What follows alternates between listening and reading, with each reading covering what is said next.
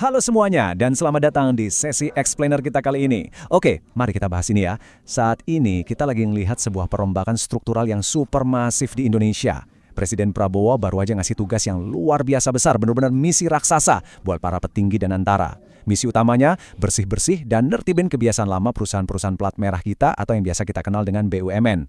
Selama bertahun-tahun, pengelolaan di dalam tubuh BUMN ini kan sering banget dianggap terlalu rumit dan tumpang tindih ya.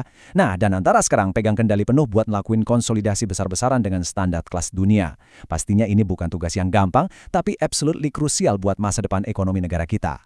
Nah, buat ngasih gambaran seberapa mendesaknya situasi ini, coba deh kita mulai dari satu pertanyaan sederhana. Kenapa Pertamina bisa punya sampai 200 anak perusahaan? Iya, kalian gak salah denger kok. Ternyata ada fakta mengejutkan kalau Pertamina itu punya ratusan anak sampai cucu perusahaan. Ini ibarat pohon keluarga korporat yang benar-benar luar biasa raksasa dan berbelit-belit. Dan yang bikin makin absurd, bayangin aja. Ada aturan birokrasi di mana BUMN atau induk perusahaannya itu boleh diaudit sama negara, tapi cucu-cucu perusahaannya entah gimana caranya malah nggak bisa diaudit. Gila kan? Ada entitas milik negara yang beroperasi bebas tanpa bisa disentuh audit. Ini dia nih akar masalah transparansi yang sekarang lagi dibidik habis-habisan sama pemerintah.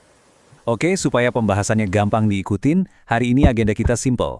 Kita bakal bahas fenomena BUMN beranak pinak, misi pemangkasan ratusan BUMN, gimana reaksi investor dan SNP, ironi pembentukan BUMN baru, sampai soal tuntutan transparansi ke Dantarada. Kita mulai dari bagian pertama, fenomena BUMN beranak pinak. Ngomongin soal beranak pinak, hal yang paling menarik dari isu ini tuh ngelihat seberapa jauh perusahaan-perusahaan negara ini melenceng dari tujuan utama mereka. Alih-alih fokus ngurusin infrastruktur vital atau ketahanan energi, banyak banget BUMN kita yang malah asyik nyemplung ke bisnis sampingan.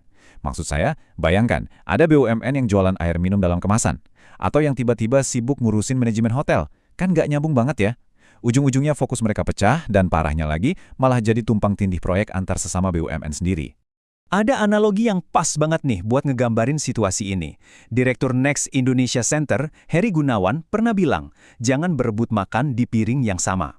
Beliau tuh apresiasi banget upaya konsolidasi ini, karena ya dipikir pakai logika aja, sangat nggak efisien kalau ada satu proyek atau lini bisnis yang malah diperebutkan sama banyak BUMN sekaligus.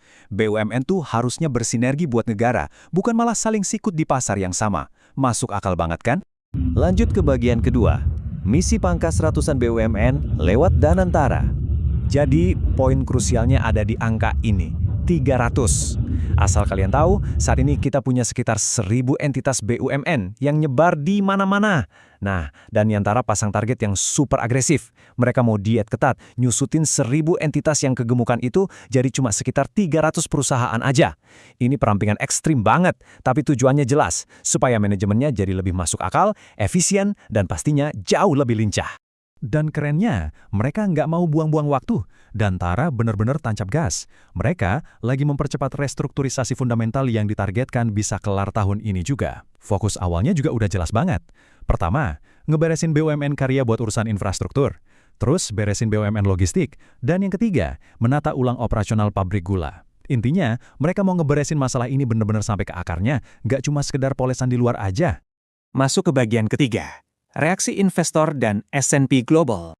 Pastinya, operasi sebesar ini bakal jadi sorotan dunia internasional dong. Nah, lembaga pemeringkat internasional S&P Global ngasih pandangan yang lumayan seimbang. Di satu sisi, mereka ngelihat potensi positif yang gede banget. Kalau portofolio BUMN ini jadi lebih ramping dan lincah, ini bakal jadi magnet kuat buat narik lebih banyak investasi. Tapi tunggu dulu, di sisi lain S&P juga ngasih warning keras. Mereka masih khawatir sama kondisi beberapa BUMN kita yang rentan banget. Apalagi ada yang lagi di jurang gagal bayar dan terengah-engah ngurus restrukturisasi utang. Jadi perampingan ini wajib banget dilakuin dengan ekstra hati-hati. Bagian keempat, ironi pembentukan BUMN baru. Nah, ini dia nih yang mengilustrasikan dengan sangat brilian apa yang para ahli sebut sebagai ironi kebijakan. Coba deh perhatiin kontradiksinya. Di satu sisi, visi besar Presiden Prabowo kan jelas mau merampingkan BUMN. Tapi realita di lapangan, pemerintah malah bikin perusahaan-perusahaan plat merah yang baru. Next Indonesia Center nyatet ada BUMN baru di sektor mineral kayak Perminas, dan bahkan ada wacana bikin BUMN tekstil baru. Para ahli sampai geleng-geleng kepala, karena bikin BUMN baru kan berarti bakar modal baru, potensi pemborosan baru, dan ujung-ujungnya malah tumpang tindih lagi. Pengamat BUMN dari FEBUI, Toto Pranoto, ngasih kritik yang tajam banget soal ini. Apalagi soal wacana BUMN tekstil. Padahal BUMN tekstil yang lama aja baru dilikuidasi gara-gara nggak strategis. Beliau nekenin satu hal, kue bisnis itu harus dibagi sama swasta. Pemain di industri tekstil kan udah bejibun. Negara nggak perlulah ikut campur di semua urusan. Kalau swasta bisa ngelakuinnya lebih efisien, ya biarin aja.